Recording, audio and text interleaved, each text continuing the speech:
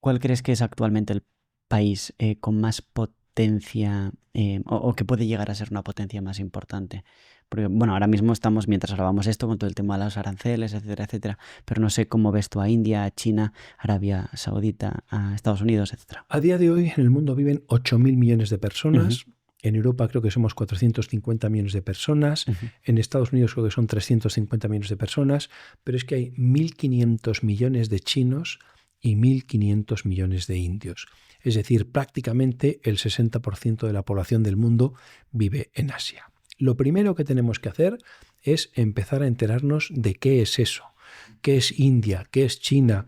¿Cómo se llaman los primeros ministros? ¿Qué intereses tienen? ¿Qué culturas tienen? ¿Cuál ha sido su historia? ¿Por qué? Porque tenemos que enterarnos de qué es lo que está pasando en el lugar donde vive el 60% de la población del mundo. Lo segundo, y ya por centrarme en China, si nos queremos un poco especializar o conocer qué es lo que está pasando allí, tenemos que ir a sus orígenes culturales. Nosotros como occidentales tenemos unos valores, tenemos una herencia, aunque ahora a veces se quiera ocultar, pero tenemos una historia milenaria. China también tiene una historia milenaria. ¿Y cuál es la historia o cómo podríamos sintetizar la historia milenaria china? Muy difícil, pero sí que tenemos que atender al budismo, al confucianismo y al taoísmo. Y uno de los valores que yo creo que está por encima en China actual, fruto de esta herencia milenaria y además también fruto de las colectivizaciones que han sufrido por parte de un partido comunista marxista, que es primar las libertades, primar al grupo sobre la libertad individual, pues hoy en China no tienen tan interiorizado esto que es la privacidad como sí tenemos en Occidente. Entonces, punto número 1. Tecnologías como que te hagan fotos por doquier, el famoso crédito social, o los controles y la identificación biométrica, en China se pueden ver como normales porque en su propio ADN cultural ya está implícito, y en Europa no, porque en nuestro ADN cultural pues no está implícito. Nosotros como seres humanos pues tenemos unos genes, aproximadamente el código genético de una persona pesa 3 gigabytes, tenemos una epigenética, pues no es lo mismo vivir en un entorno saludable que debajo de una central contaminada, pero también tenemos una memética cultural y esa memética cultural nos ayuda a desarrollarnos como personas y como seres humanos. Lo que estoy planteando es que hay que intentar entender a los chinos para saber qué son, qué quieren ser, dónde están y qué es lo que van a ser en el futuro. Con estos dos ejemplos, probablemente en un futuro inmediato las leyes sean mucho más restrictivas en Europa que en China, porque nosotros entendemos que dentro de esta dignidad de la persona y cuidar a lo que es el ser humano, pues está la privacidad. Y en China, pues esa privacidad se entiende de otra manera más laxa desde nuestro punto de vista. Y claro, algo que que tenemos muy claro con la tecnología es que muchas veces la tecnología viola esa privacidad. Yo, de hecho, muchas veces a mis estudiantes les pongo como ejemplo que tienen que cuidar la huella digital. Es decir, uno sube un comentario en una red social, se arrepiente y lo borra, pero ese comentario ya ha quedado almacenado en algún sitio. Y por poner un ejemplo, en España había antes un delito que era el de la violación de la correspondencia. Uno se encuentra en el buzón de su casa, a otro mirándole la correspondencia, abriendo una carta, pues eso era un hecho delictivo. Hoy, cuando uno envía un correo electrónico, cuanto menos eso va por un servidor. ¿Y quién mira ese servidor? ¿Y dónde está ese servidor? ¿Y cómo se accede a esos datos?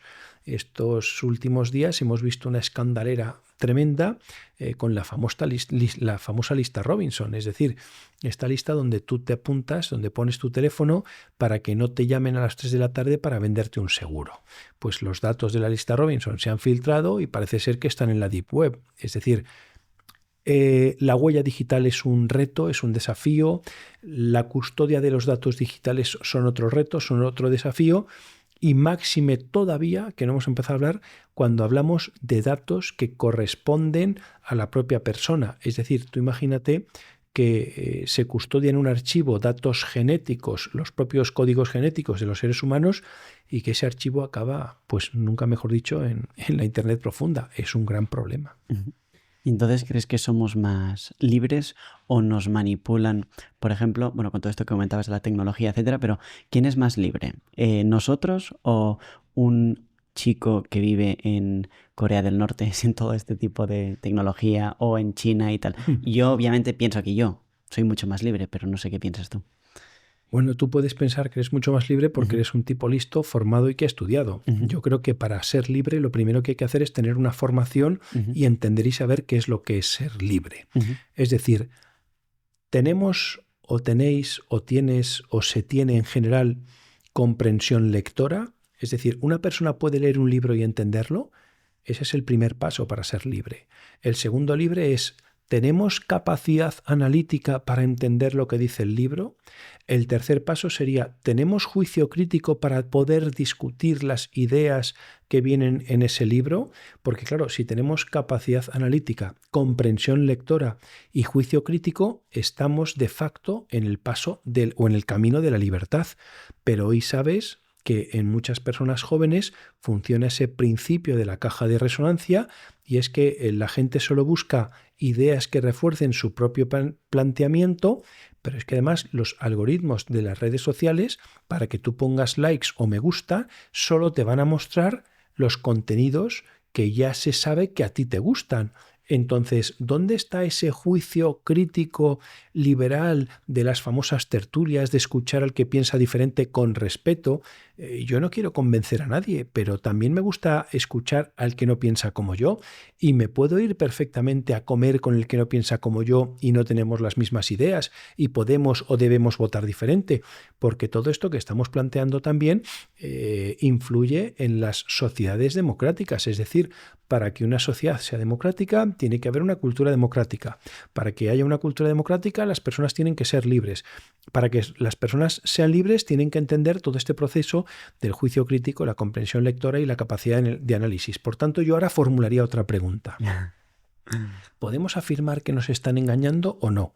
Si podemos afirmar porque nos hemos dado cuenta que nos han intentado engañar, somos libres, porque nos hemos dado cuenta. Si hemos hecho algo que no queríamos hacer, no somos libres. Y ya no voy a ir a la manipulación cognitiva o al hackeo cognitivo, voy a ir simplemente: ¿alguien ha comprado algo porque a través de las redes sociales le han influenciado? Has caído y ya no eres libre.